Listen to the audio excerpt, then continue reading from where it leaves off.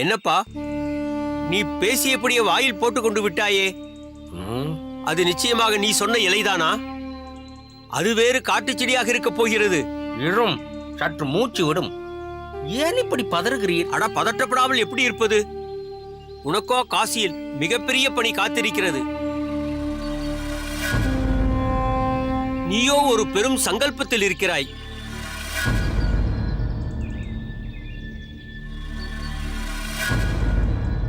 அந்த ராமானுஜனின் கதையை காசியில் கங்கை பிரவாகத்தில் எப்படியாவது முடித்துவிட வேண்டும் என்று இருக்கிறாயே. அவ்வாறு இருக்கையில் நீ ஏதாவது விஷயலைகளை தின்று வைத்து அவனுக்கு முன்பாக நீ பரலோகம் போய்விடப் போகிறாய். என்ன ஓய், சாபம் எடுக்கிறீரா? சாபமெல்லாம் இல்லை அப்பா. நீ எதையாவது தின்று அசௌகரியமாகிவிட்டால் போட்ட திட்டமெல்லாம் என்ன ஆவது? உன்னுடைய பலவீனம் ராமானுஜனுக்கு பெரிய பலமாகிவிடக்கூடாதல்லவா? அதை சொன்னேன். நீ கவனமாக இருப்பது மிக மிக அவசியமல்லவா? புரிகிறது. உமது அக்கறை நன்றாக புரிகிறது. இந்த சந்தர்ப்பத்தை நழுவவிடக்கூடாது என்பதும் புரிந்துதான் இருக்கிறது. காசியிலிருந்து ஊர் திரும்புவது சந்தேகமே என்பது ராமானுஜன் விஷயத்தில் உண்மையாக வேண்டும். அந்த ராமானுஜன் கங்கையிலேயே ஜல சமாதியாக வேண்டும்.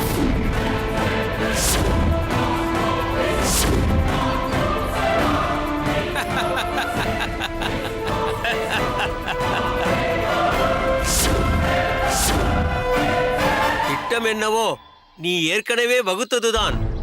அதை எப்படி சாத்தியமாக்கப் போகிறாய்? அதுவும் அருகில் பலர் இருப்பார்கள். முக்கியமாக கோவிந்தன் இருப்பான். சாத்தியமாகும். நம் குருநாதரை கொண்டு சாத்தியமாகும். கெட்டது போ. உனக்கு என்ன பைத்தியமா? குருநாதரை கொண்டா? அவர் இதற்கெல்லாம் கண்டிப்பாக உடன்படவே மாட்டார். உன் திட்டம் அதோ கதிதான். ஓய், நான் சொல்வதை பூரணமாய் கேளும். நம் குருநாதர் கங்கையில் மூழ்கி எழுவார் இல்லையா? ஆமாம். கூடவே மாணவர்களும் மூழ்கி எழுவார்கள் இல்லையா? ஆமாம், எழுவார்கள். ஆனால் ராமானுஜன் மூழ்குவான், எழுந்திருக்க மாட்டான், மிதப்பான். அப்பா கைலாசம், சற்று விளக்கமாகத்தான் சொல்லேன். சொல்கிறேன். நம் குருநாதர் ஒவ்வொரு மாணவனையும் ஆசீர்வாதம் செய்து மூழ்கி எழச் செய்வார். அதேபோல் ராமானுஜனையும் மூழ்கச் சொல்லுவார். அப்போது தண்ணீருக்குள் மூழ்கியிருக்கும் நான் ஒரே இழுப்பாக ராமானுஜன் கால்களை இழுக்க நீர் அவன் மேல் எழாதவாறு அழுத்தப் போகிறீர். என்னது, நானா? ஆமாம், சாக்ஷாத் நீரேதான். இருவருக்கும் ஒவ்வொரு வேலை. சரியாக போயிற்று. அதுவரை மூச்சடைத்து நான் தண்ணீருக்குள்ளேயே மூழ்கியிருக்க வேண்டுமே. சரியாக சொன்னீர். அட போப்பா, பிறகு நான் தான் முதலில் மிதப்பேன். என்னையா இப்படி சொல்கிறீர்? மூச்சை அடக்கும் யோகத்தில் வல்லவன், திறமையானவன் என்றெல்லாம் சொன்னது வெறும் வாய் வார்த்தை தானா? ஆமாம், சொன்னேன். தண்ணீரில் அடக்குவேன் என்று சொன்னேனா? மாற்றி மாற்றி பேசும். நீர்தான் நம் குருநாதருக்கு நேர் வாரிசு. இங்கே பாரும் போய், நீர் மட்டும் நான் சொன்னபடி செய்தால் உமது வட்டி காசு அனைத்தையும் தள்ளுபடி செய்து விடுகிறேன். என்ன சொல்கிறீர்? அப்பா கைலாசம், என்னை நம்பி நீ மோசம் போகாதே. நிச்சயமாக என்னால் ஆகாது.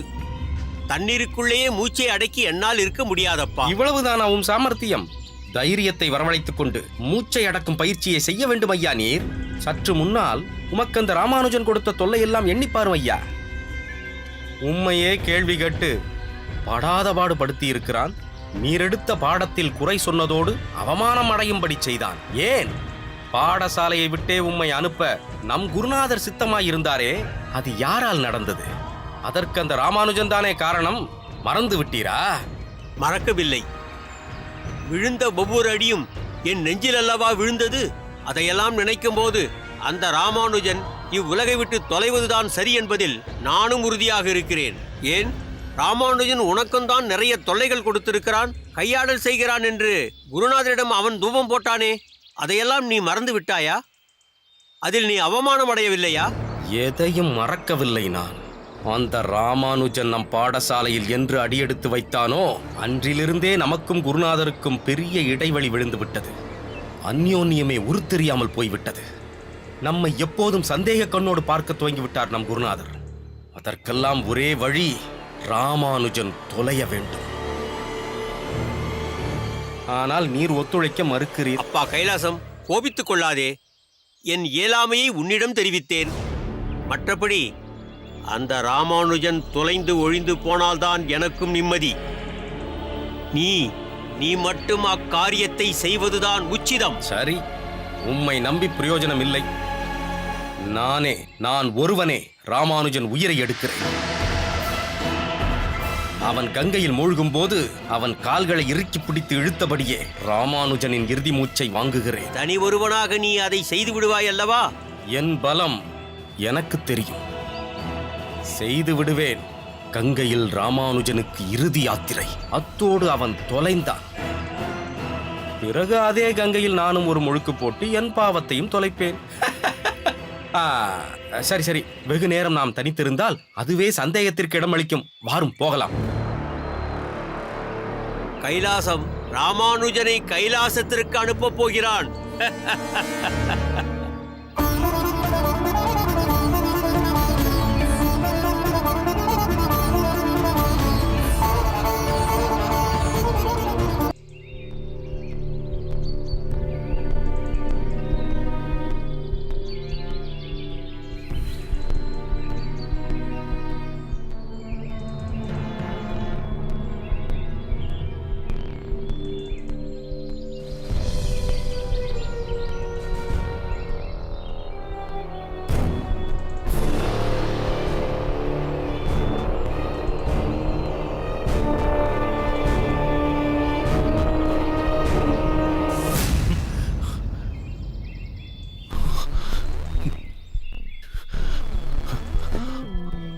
கோவிந்தா, என்னது இது?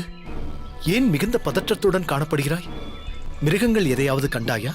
இல்லை. பின் ஏன் இப்படி நடுங்குகிறாய்? சிலரது எண்ணத்தை நினைத்தால் பயமாக இருக்கிறது, கலக்கம் ஏற்படுகிறது. நீ என்ன சொல்கிறாய்? புரியும்படி சொல். அண்ணா, நீங்கள் இங்கு இருக்க வேண்டாம். இங்கிருந்து சென்று விடுங்கள். இங்கிருந்து செல்ல வேண்டுமா? எங்கே செல்ல வேண்டும்? எதற்காக செல்ல வேண்டும்? உனக்கு என்ன நேர்ந்தது கோவிந்தா? முதலில் நீ உன்னை சற்று ஆசுவாசப்படுத்திக் கொள். உன்னுடைய பதற்றத்திற்கான காரணத்தை சொல். அது கொலை கொலை. என்ன பிதற்றுகிறாய்? என்ன கொலை? கொலை செய்ய சதித்திட்டம் போட்டிருக்கிறார்கள். யார் திட்டம் போட்டிருக்கிறார்கள்? யாரை கொலை செய்ய திட்டம் போட்டிருக்கிறார்கள்? நீ கூறுவது எதுவும் விளங்கவில்லையே கோவிந்தா. அண்ணா, உங்களைத்தான் கொலை செய்ய திட்டம் போட்டிருக்கிறார்கள். அதனால் ஏற்பட்ட பதற்றம் தான் இது. என்ன சொல்கிறாய் கோவிந்தா? அடியேனை கொலை செய்ய திட்டமா? ஆமாம் அண்ணா. யாருடைய திட்டம் இது? கைலாசமும் சம்பூர்ணமும் சேர்ந்து தீட்டியிருக்கும் திட்டம் இது.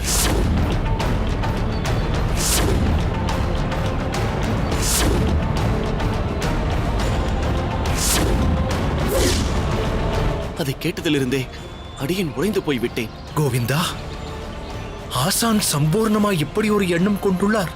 ஆமாம் அண்ணா, நானே அதிர்ந்து விட்டேன்.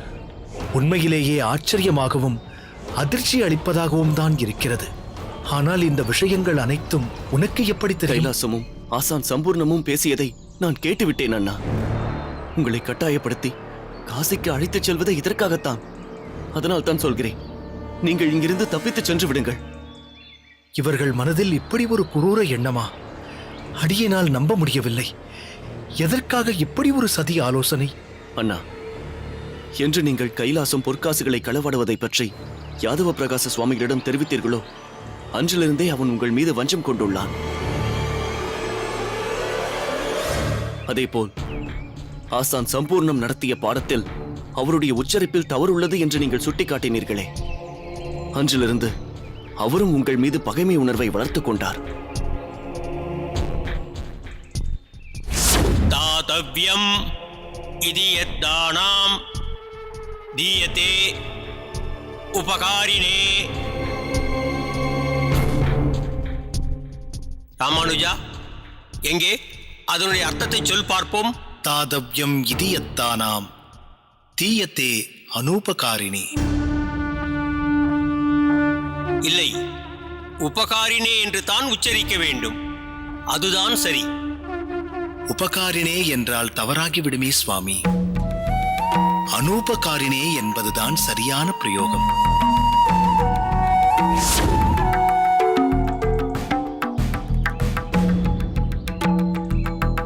இன்று முதல் சம்பூர்ணத்திற்கு நீங்கள் பாடசாலையில் இருப்பது பிடிக்கவில்லை. பாடசாலையை விட்டு உங்களை அனுப்ப வேண்டும் என்று குருநாதர் யாதவ பிரகாச சுவாமிகள் மூலம் முயற்சி செய்தார். அது முடியவில்லை. அதனால் மொத்தமாக இந்த உலகத்தை விட்டே அனுப்ப சம்பூர்ணமும் கைலாசமும் திட்டம் தீட்டிவிட்டார்கள். கோவிந்தா, இதில் என் மீது என்ன தவறு இருக்கிறது? அடியேன் உண்மையைத்தானே சொன்னேன். ஆசானின் உச்சரிப்பில் தவறு இருந்தது, அதைத்தான் உணர்த்தினேன். யாதவ பிரகாச சுவாமிகளின் பாடசாலை ஒரு சிறந்த பாடசாலை, உயர்ந்த பாடசாலை. அங்கு வந்து கற்கும் மாணவன் தவறாக கற்றுக்கொள்ளக்கூடாது என்ற ஒரு நல்ல எண்ணத்தில்தானே சம்பூர்ணம் ஆசானின் தவறை சுட்டிக்காட்டினேன். அதே போல குருநாதருக்கு விசுவாசமாக இருப்பதுதான் நமது கடமை, தர்மம். கைலாசத்தின் விஷயத்தில் நம் கண் எதிரிலேயே அவர் யாதவ பிரகாச சுவாமிகளுக்கு தெரியாமல் பாடசாலைக்கு வந்த பொற்காசுகளை முழுவதும் கொடுக்காமல் தனக்கென்று சிறிது எடுத்து வைத்துக் கொண்டார். அது பெரிய குற்றமல்லவா? குருநாதர் அவரை கண்டித்து விட்டுவிட்டாலும் அவர் செய்தது ஒரு பாவச் செயல். தொடர்ந்து அந்த பாவச் செயலை செய்வதிலிருந்து அடியேன் அவரை தடுத்திருக்கிறேன், காப்பாற்றியிருக்கிறேன். அப்படி இருக்கும் பொழுது தவறை அவர்கள் செய்துவிட்டு தண்டனையை அடியேனுக்கு கொடுப்பது நியாயமா கோவிந்தா? அதுதான் உலகம் அண்ணா. பாவம் ஒரு பக்கம், பழி ஒரு பக்கம் என்பது போல் நீங்கள் நல்லது நினைத்து செய்தது இப்பொழுது உங்களுக்கே பாதகமாக அமைந்து விட்டது. எது எப்படியோ நீங்கள் இங்கு இருக்க வேண்டாம், இங்கிருந்து சென்று விடுங்கள். கோவிந்தா, இங்கிருந்து செல் என்றால் எங்கே செல்வது? எங்கேயாவது போய்விடுங்கள். திடீரென்று இப்படி சொன்னால் அடியேன் எங்கு செல்வது கோவிந்தா? இப்பொழுதென்றால் இந்த க்ஷணம் என்று நான் சொல்லவில்லை. கைலாசமும் அவனை சார்ந்தவர்களும் இங்கு எங்காவதுதான் உங்களை கண்காணித்துக் கொண்டே இருப்பார்கள். அதனால் பகலில் செல்ல வேண்டாம். நீங்கள் இங்கிருந்து செல்கிறீர்கள் என்று தெரிந்தால் காசியில் உங்களை கொல்ல வேண்டும் என்று திட்டமிட்டவர்கள் இங்கேயே உங்களை என்ன வேண்டுமானாலும் செய்ய துணிவார்கள். அதனால் யாருக்கும் தெரியாமல், யார் கண்ணிலும் படாமல் இன்றிரவே இங்கிருந்து சென்று விடுங்கள். என்ன அண்ணா, என்ன சிந்தனை? அண்ணா, இந்த சதி ஆலோசனை தெரிந்ததிலிருந்தே என் உடலெல்லாம் நடுங்குகிறது. நீங்கள் உயிருடன் இங்கிருந்து சென்றால்தான் எனக்கு நிம்மதி. என்ன அண்ணா, மீண்டும் என்ன சிந்தனை? இல்லை, இந்த விஷயத்தை குருநாதரிடம் தெரிவித்தால் அவர் தக்க நடவடிக்கை எடுப்பார். அடியேன் எதற்காக பயந்து இங்கிருந்து செல்ல வேண்டும்? என்ன அண்ணா, புரியாமல் பேசுகிறீர்கள். குருநாதர் அவர்களை அழைத்து விசாரித்தால் அப்படி எந்த திட்டமும் இல்லை என்று சத்தியம் செய்வார்கள். நாம் நிரூபிக்கும் அளவிற்கு எந்த சாட்சியும் நம்மிடம் இல்லை. குருநாதரிடம் சொன்னால் ஆபத்துதான் அதிகம். அதனால் யாரிடமும் எதுவும் சொல்ல வேண்டாம். நீங்கள் இன்று இரவே இங்கிருந்து தப்பித்து செல்வதுதான் உங்களுக்கு நல்லது. இதற்கு மேல் நாம் இங்கிருப்பது ஆபத்தானது. நான் செல்கிறேன். நீங்களும் இங்கிருந்து புறப்படும் வரை மிகவும் எச்சரிக்கையாக இருங்கள் அண்ணா. வருகிறேன்.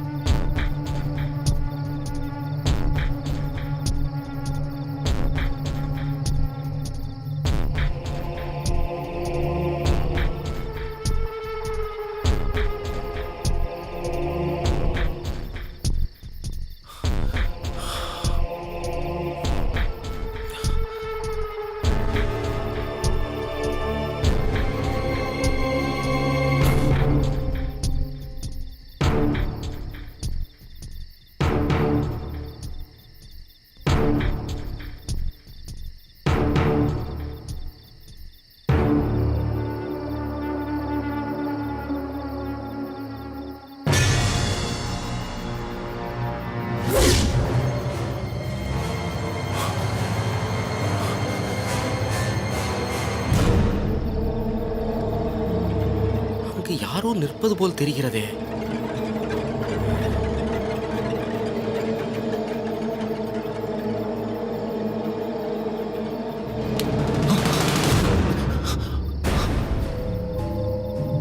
கோவிந்தா, நீயா இந்த நேரத்தில் இங்கேயே நின்று கொண்டிருக்கிறாய்? அது தூக்கம் திடீரென்று தடைப்பட்டு விட்டது. அதனால்தான் காற்று வாங்கலாம் என்று இங்கு வந்தேன். ஒரே மூச்சு திணறலாக வேறு இருக்கிறது. மூச்சு திணறாமல் வேறு என்ன செய்யும்? நீ நிற்பது புளிய மரத்தின் அடியில். புளிய மரத்தின் அடியில் நின்றால் மூச்சு திணறத்தான் செய்யும். பிராணவாயுவை இங்கு எதிர்பார்க்க முடியுமா?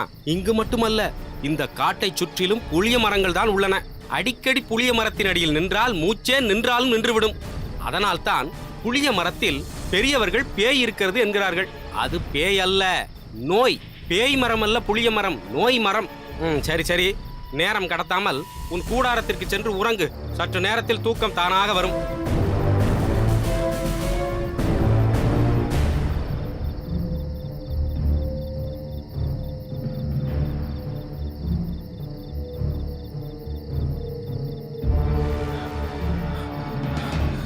அண்ணா, இனி ஒரு க்ஷணம் கூட தாமதிக்க வேண்டாம். இப்பொழுதே புறப்பட்டு செல்லுங்கள். கோவிந்தா, உன்னை விட்டு எப்படி பிரிவது? நீயும் என்னுடன் வந்து விடுகிறாயா? இல்லை அண்ணா, அதற்கான சாத்தியம் இப்போது இல்லை. நீங்கள் புறப்பட்டு இந்த இடத்தை விட்டு வெகு தூரம் சென்று விடுங்கள். என்னை பற்றி கவலைப்பட வேண்டாம். நான் இவர்களோடு இருந்தால்தான் நிலைமையை சமாளிக்க முடியும். சந்தேகம் வராமலும் பார்த்துக் கொள்ள முடியும். நான் இவர்களோடு காசிக்கு சென்று விட்டு ஊர் திரும்பியதும் தங்களை வந்து சந்திக்கிறேன். தயவு செய்து தாமதம் செய்யாமல் உடனே கிளம்புங்கள் அண்ணா. தாங்கள் இங்கிருக்கும் ஒவ்வொரு க்ஷணமும் தங்களுக்கு ஆபத்து ஏற்பட வாய்ப்பு இருக்கிறது. சரி கோவிந்தா, நீயும் ஜாக்கிரதையாக இருந்து கொள். சீக்கிரம் உன்னை திரும்ப காண வேண்டும். அதுதான் என் விருப்பம். பொல்லாத விதி நம்மை பிரித்து வைக்கிறது. திருக்கச்சி நம்பி சுவாமிகள் கொடுத்த பாசுரத்தை அனுதினமும் சேவிக்க மறக்காதே. நான் போய் வருகிறேன். ஆகட்டும் அண்ணா, நீங்கள் போய் வாருங்கள். பரம்பொருள் உங்களை ரட்சிக்கட்டும். வருகிறேன்.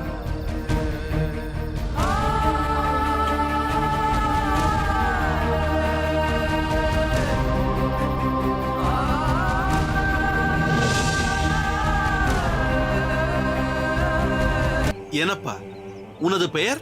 இந்த பாவியின் பெயர் பூபதி. பொருத்தமில்லாத பெயர். அப்பா பூபதி, மறுபடி அப்படி சொல்லாதே. லாவண்யா, நீ இன்னும் குழந்தையா தான் இருக்கேன்னு நினைச்சேன். ஆனா நீயே ஒரு குழந்தைக்கு தாயாயிட்டியே.